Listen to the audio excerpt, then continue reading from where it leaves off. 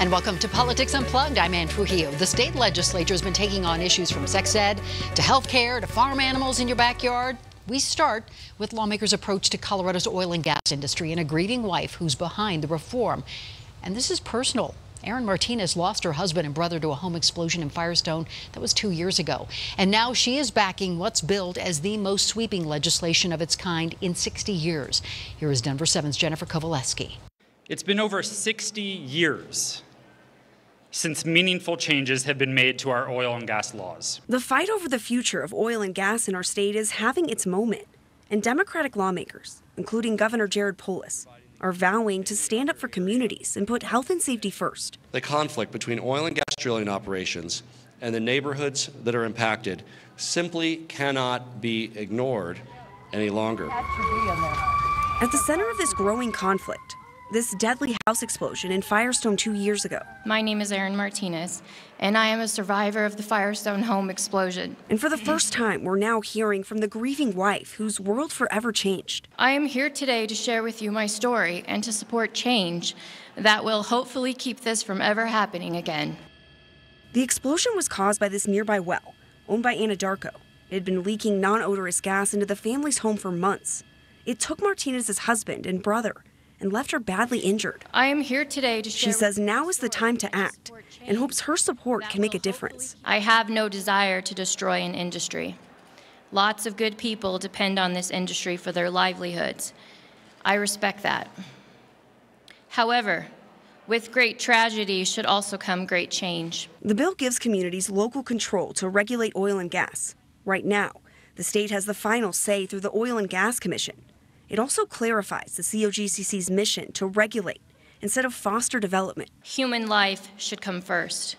The only way to make sure this never happens again is to learn from this tragedy and create safer regulations and guidelines that put human safety first. Now, as for the oil and gas industry, they say Colorado already has some of the strictest regulations in the country and are concerned they've not been offered a seat at the table when it comes to this new bill. Sex ed, again, a big topic at the state capitol. Hundreds of people showing up to comment on a bill that would add more human sexuality curriculum. Perhaps most controversial, LGBTQ content. The bill would also ban abstinence-only education, but districts would still teach about abstinence, and parents in districts could still opt out of this curriculum entirely. So, as you can imagine, opinions vary widely. LGBTQ Americans have a very different experience than a lot of folks in the heterosexual community, and our existence and our humanity is so often denied by so many people that offering an affirmative education to our state's children, we believe will have better outcomes down the road. We just want to have the right to opt out, to not have our kids be there, to make sure that they're safe in their school, that we can trust their teachers and they're not going to be trying to weave in their political agenda, you know, whether it be a hatred of cops or a hatred of Christian people. We want to make sure that we're inclusive of those people too. Now, keeping an eye on that bill and so many others is Marianne Goodland, the chief legislative reporter for ColoradoPolitics.com, here to give us the inside track on what is happening at the state capitol. That was a late night Thursday night talking about sex ed. We know it's a controversial topic, so what's the status? What happened? The Senate Health and Human Services Committee, which is split 3-2 with Democrats in the majority, voted along party lines to send the bill on to the Senate Appropriations Committee. There's a grant program tied to this, and that's why it got sent to that committee. And assuming that that clears that committee, and there's no reason to think that it wouldn't, it then will go to the full Senate for debate and a final vote. So why this year for sex ed? I don't remember this coming up before. No, and probably not, because when the bill setting up comprehensive sex ed curriculum was passed in 2013, I think there was some desire to see, let's see how this thing goes. And then there's been some problems, some loopholes that have cropped up since then. One of the biggest ones is over abstinence-only education. The law is already very clear that abstinence-only education is illegal, but school districts have found a loophole. They bring in those who teach it. It's not necessarily their employees, but they do bring in other groups that teach it on the weekends, after school hours, that kind of thing. So they want to hit hard that if you're going to teach comprehensive sex education, it cannot include abstinence only. You can still talk about abstinence, and you can certainly use that as one of the ways that is prevention against sexually transmitted diseases and birth control and that kind of thing. But you just can't have it as the only form of sex ed. So this is more about just defining what can be taught or what can't be taught in our classrooms? A little bit of both. You also have some clarification around what charter schools can teach. We've had a couple of charter schools that are using what, on its face at least, looks like a sectarian sex education curriculum. They've obtained state waivers from state law to do that, and this bill would eliminate that. And then, but I think one of the things that people are most interested in has to do with the Me Too movement. This bill talks a lot about consent and healthy relationships. Okay, we know you'll keep watch on that. Let's move on to oil and gas. That was pretty powerful to hear from Aaron Martinez at the state capitol. It was. The interesting thing about this is that both sides of the debate, whether it's groups like Colorado Rising, which pushed the ballot measure last year to increase setbacks for oil and gas drilling, and folks like the Colorado Petroleum Council, neither one claims that they've seen the bill. And so they're sort of withholding judgment on this until they see it. So where do you see this bill going? I think the conversations are going to be very, very interesting in the next couple of weeks, particularly from those on the left, more than maybe the oil and gas industry, because there doesn't seem to be a real clear consensus between groups like those who are pushing some of these ballot measures and the Democrats at the state capitol. Let's talk about the red flag bill. I know as of this taping it has not been decided, but you're expecting that it will move forward? Yes. On Friday, the House went into hours and hours of debate over this bill. It cleared a House committee about 2 weeks ago, and I do expect that bill to pass. Republicans are trying to throw a lot of amendments at it, with one of their chief arguments that if you're taking guns away from someone who is mentally at risk to themselves or to someone else, there's no mental health in the bill itself. It just takes the guns away. It doesn't provide the services that these people might need in order to get back to a place where they'd be healthy enough to regain possession of their weapons. So we know you'll keep watch on that for us as well. Also, vaping. There have been so many meaty subjects the legislature's been taking on, but there's some controversy with the vaping bill moving forward. Correct. The first vaping bill actually is an air quality standards bill, and they want to ban vaping indoors, and the bill has run into some problems, and I think the lawmakers who are working on it are serious about addressing them.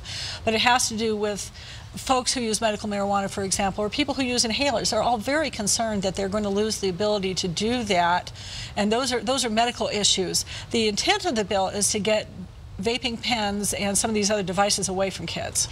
But it was also to limit indoors, outdoors, can you vape in the workplace, that sort of thing, right? Correct. And that goes back to the people who are concerned about losing their ability to use products that actually help them. Well, Marianne Goodland, I know a lot more going on at the state legislature. As always, you will come back and keep us informed. We do know plastic straws died. That was a whole nother conversation, but that was a done deal this week as well. All right, Marianne Goodland from ColoradoPolitics.com. Thank you so much. Thank you. We'll be right back.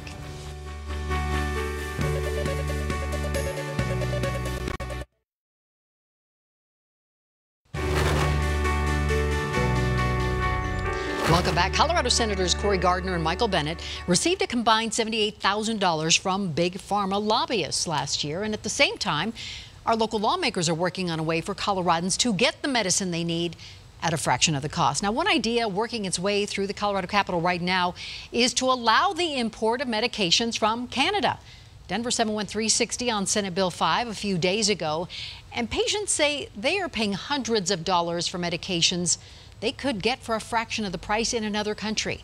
The bill's co-sponsors say they'll find a workaround if the pharmaceutical industry won't regulate itself. Well, critics of the bill say this is a dangerous idea since it would be hard to guarantee the health and safety of patients with medications that are not strictly monitored by the FDA. Now, all of them do agree on one thing. The cost of prescription drugs are too high. We need to all work together to figure out a way to lower prescription drug costs for patients. at the pharmacy counter, period. Senate Bill 5 has already passed in one Senate committee and is headed for another. So drug costs, health care costs, all important things to Colorado's new Lieutenant Governor, Diane Primavera. Even before Governor Jared Polis selected her to head the state's new Office of Saving People Money on Health Care, Primavera was passionate about the issue. And I recently had the chance to sit down with the Lieutenant Governor and asked her about health care and how she sees her new role. Well, I think my role now, I'm playing a big role in healthcare. Jared Polis created the Office of Saving People Money on Healthcare, and as we traveled across the state during our campaign, we heard over and over again that that the cost was just unaffordable for many people. So we wanted to create this office and not give it a fancy name, because we want people to understand that that's really what we're focused on. It's pretty clear cut. Yes. So for those people who are not familiar with you, tell us a little bit about yourself. I know you are a cancer survivor, so healthcare is an important topic to you personally. Well, I've seen the healthcare system through, lots of lenses. If you did ask me 30 years ago if I ever thought I'd be the Lieutenant Governor, I would have told you that that was really a cruel thing to ask, because I was really fighting for my life at that point in time. I'd been diagnosed with breast cancer and told I wouldn't live 5 years. And so in the first year of my treatment, I lost my job, I lost my health insurance. I was left with 2 little girls to raise by myself that were 3 and 5 at the time. And I also had to deal with the fact that they thought their mother was dying. So all I ever really wanted was to raise my daughters. And once I did, and they were off to college, then I made a run for office, and I've served in the legislature for 8 years, and I was known as a champion for patients. And I just want to make sure that people who have faced the same fate that I once did would have a good outcome as well. So you have this new position. You're heading up this new department.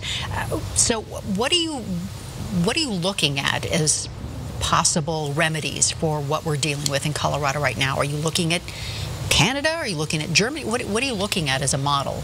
Well, there's lots of bills going through the legislature. There's one on reinsurance, which is it's basically insurance for insurance. It helps the insurance industry, and people pay for those that have the highest ailments, whether it's a sickness or whether it's a geographic area.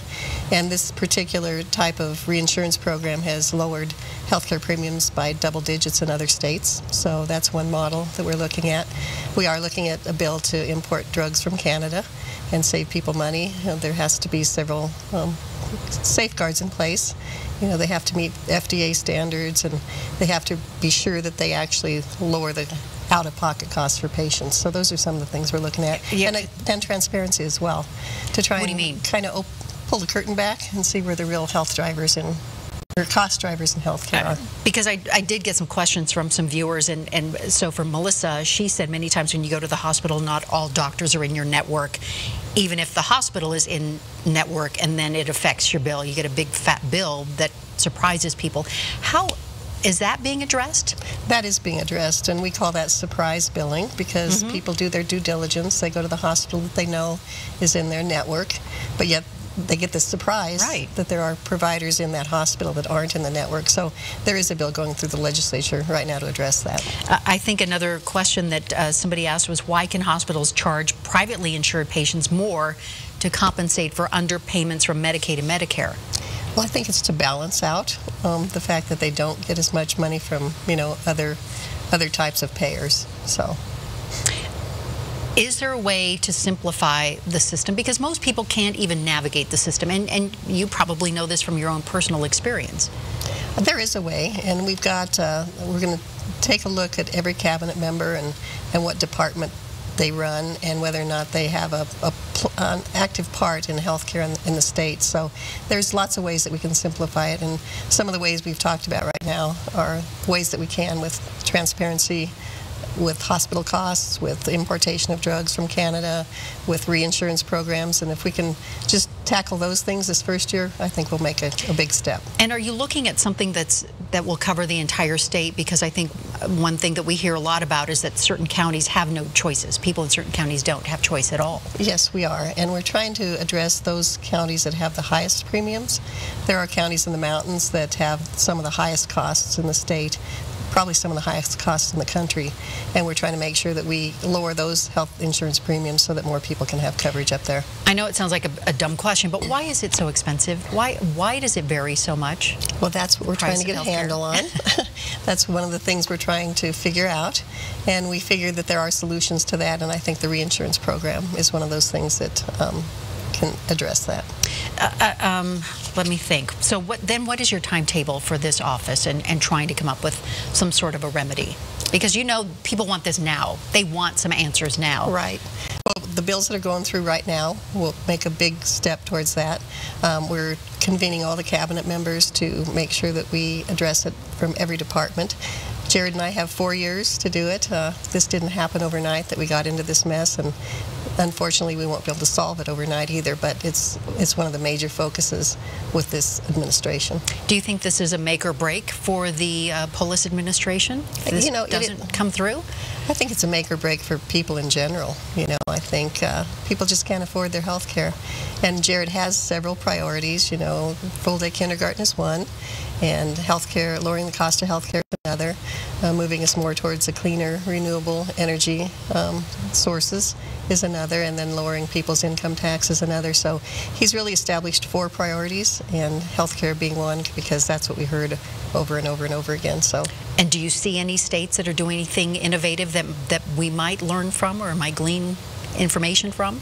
Yes, there are, like I said, other states that have done the reinsurance program and lowered the premiums by double digits. So I think if we can just do that, that'll be a huge step. So your crystal ball, then, when do you think this will happen? We're hoping by 2020 to make some big strides. Diane Primavera, Lieutenant Governor, thank you so much. Thank you. Appreciate you being here. Thank you.